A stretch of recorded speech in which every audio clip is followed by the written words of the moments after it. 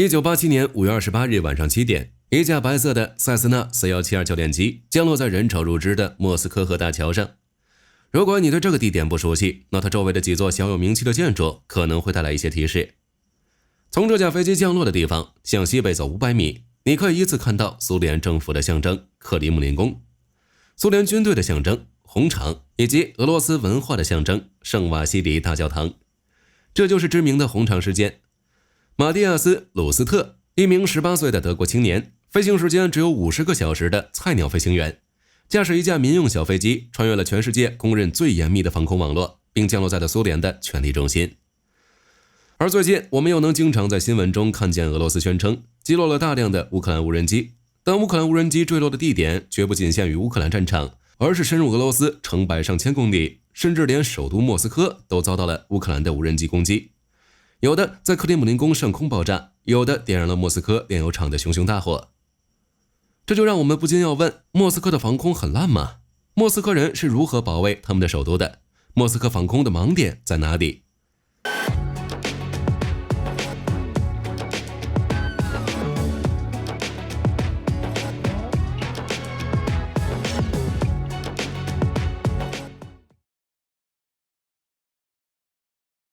莫斯科地区的防空问题是在2023年5月，乌克兰使用自杀式无人机攻击莫斯科地区后，引起人们大规模关注的。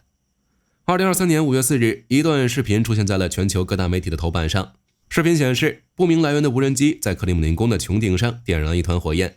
据分析人士猜测，这架无人机可能是乌克兰制造的 UJR 无人机，但由于拍摄到的画面很短，而且很难放大为清晰的图像，无法进行任何确认。乌克兰和欧美盟友方面也对此进行了合理的推诿，宣称乌军不对此次袭击负责。到了1个月后的5月30日，俄罗斯又称有8架无人机在夜间突袭了莫斯科的部分地区，而一些媒体估计的数字则更加夸张，宣称当晚攻击莫斯科的无人机数量来到了30架以上。俄罗斯国防部称，是乌克兰对莫斯科市内的目标发动了无人机攻击，其中的3架无人机被莫斯科的电子战系统压制，偏离了预定目标。另外5架无人机则被铠甲 S1 地对空导弹系统击落，这件事就有些蹊跷了。按理说，俄罗斯的防空武器库不可谓不丰富，除了铠甲以外，还有 S300、S400 等享誉全球的防空导弹，怎么就让一个小小的铠甲挑了大梁呢？要回答这个问题，我们就不得不提到继承自苏联的莫斯科多层防空体系了。冷战时期，幅员辽阔却地广人稀的俄罗斯，最有价值的目标就是莫斯科，因此如何保护莫斯科是苏联防空部队的重中之重。而随着苏联解体，俄罗斯军队缩编，苏联防空部队的遗产也所剩无几。2015年，俄罗斯空军和俄罗斯防空军合并重组为俄罗斯空天军，莫斯科的防空任务就交到了空天军下属的防空和反弹道导弹防御部队司令部手里。该司令部下辖的只有一个防空军，就是俄罗斯第一防空反导集团军，下属3个师，分别是第4和第5防空师，以及第9反弹道导弹防御师。从他们的编制和主要配备的武器上，我们不难看出，莫斯科的防空系统结构和苏联时期基本一致，分为远、中、近和末端拦截。其中拦截距离最远的要数 A135 阿穆尔战略反导系统，在设计之初 A135 就是专为莫斯科市量身定做的。目前第9导弹防御师运营操作，驻扎在莫斯科州的普希金诺。不过这个导弹防御系统并不是能轻易动用的，因为它的目标是在极高的近太空轨道飞行的大量洲际弹道导弹。拦截弹的弹头使用的是小型核弹，用来拦截无人机实在是有点大炮打蚊子。那大家就要问了，虽然不能用 A135 拦截乌克兰的无人机，但它上面的雷达可是十分强大的，用来搜索乌克兰的无人机还不是轻轻松松。然而事与愿违，阿穆尔上使用的 DON-2N 雷达存在着很大的盲区，莫斯科附近超过半数的雷达都指向北部，防范美国通过北极向莫斯科发动核打击。而在莫斯科西部却有一条雷达完全覆盖不到的走廊地区，正好让乌克兰飞机通过这里。此外，在苏联时代，莫斯科东部的防空任务自有曾经的苏联加盟国乌克兰来承担，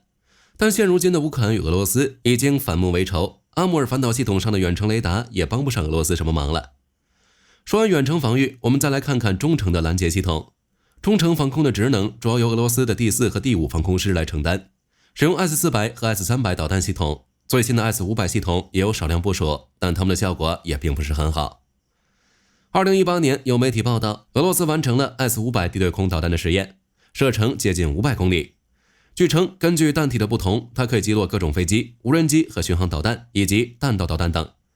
第一架 S-500 原型机于2021年10月13日加入了第一防空反导集团军。据俄罗斯官方数据， S-500 能探测并同时打击10个高超音速目标，打击目标的高度可达180到200公里。俄罗斯甚至宣称，该系统可防御的其他目标包括无人机、低地球轨道卫星、太空武器等，但它是否能够有效地保卫俄罗斯领空，仍然有待观察。不过，截至到2023年 ，S-500 拦截高超音速导弹的能力尚未经过测试，拦截一般导弹的能力也难以评价。2024年6月，乌克兰声称 S-500 已部署到克里米亚，被俄军用来保卫科车大桥。然而，这些 S-500 却没能防住乌克兰的 MGM-140 导弹。至于久经考验的 S-300 和 S-400， 在性能上倒是可圈可点，也是目前第4和第5防空师的主力武器，是莫斯科中程防空体系的中坚力量。其中 S-300 是苏联于上世纪60年代开发的地对空导弹，而 S-400 比较新，开发于上世纪80年代末。我们就以 S-400 为例，简单介绍一下这种防空系统的缺陷。S-400 的目标探测和最大拦截距离大约在400公里左右，但在对付无人机和巡航导弹时，拦截射程就会急剧缩水，变成了40公里。到了这个距离上，莫斯科地区的区域防空就逐渐退化为了近程防空和点防空。莫斯科近程的防空，尤其是针对无人机的防御，主要靠的还是 S-300 和 S-400 以及铠甲 S 系列防空系统，同时还配备了电子战系统，用于打击和压制无人机和巡航导弹。其中比较亮眼的是铠甲系列防空导弹。在设计之初，铠甲系列导弹系统就是为了保护重要设施，例如政府大楼、军工厂和弹药库等地专门设计的。它瞄准的目标是各式无人机、飞机、直升机和巡航导弹。此外，铠甲 S 还有一个重要任务，就是为 S-300 等大型防空系统提供防空保护，防止价格不菲的 S-300 遭到敌军无人机和巡航导弹的偷袭。铠甲的目标搜索雷达探测范围约为30公里，配合电子战系统，理论上来说，可以对无人机攻击形成一定的威慑。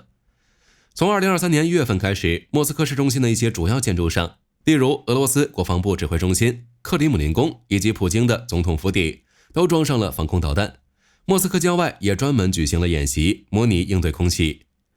虽然在战争时期，在重要的市中心安装防空系统是非常正常的事情，但俄罗斯的这些努力都没有成功阻止5月份乌克兰的突袭。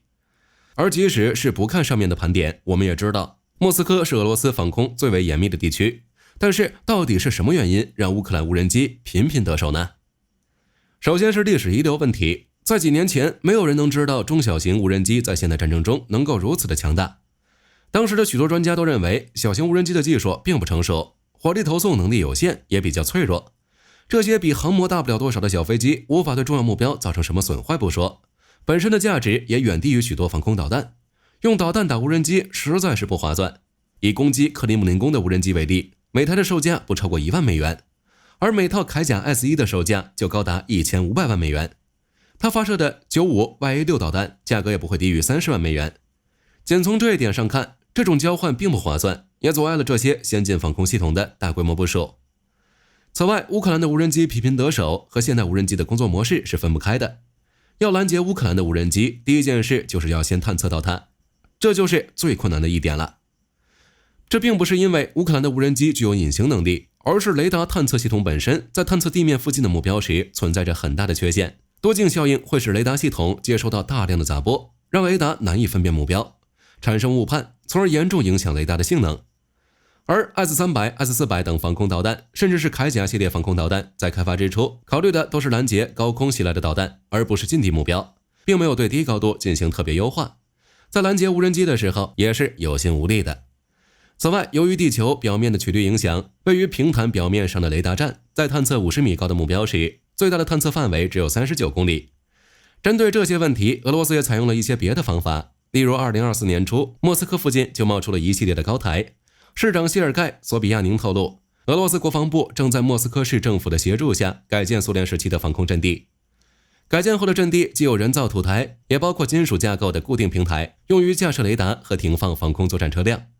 一般来说，这些平台的高度为30米，部署在上面的雷达的最远探测距离可以增加到52公里。此外，俄罗斯也在尝试使用空中单位对抗乌克兰的无人机，例如使用武装直升机等进行拦截和打击。然而，俄罗斯现在并没有足够的直升机来应对四面八方袭来的乌克兰无人机，而且如果要将拦截效率最大化，对直升机进行一番改造也是必不可少的，例如加装观瞄设备和雷达系统等。对于如今工业技术捉襟见肘的俄罗斯来说，有没有这种能力还是未知数。因此，目前看来，俄罗斯在短期内不太可能消除乌克兰的无人机威胁。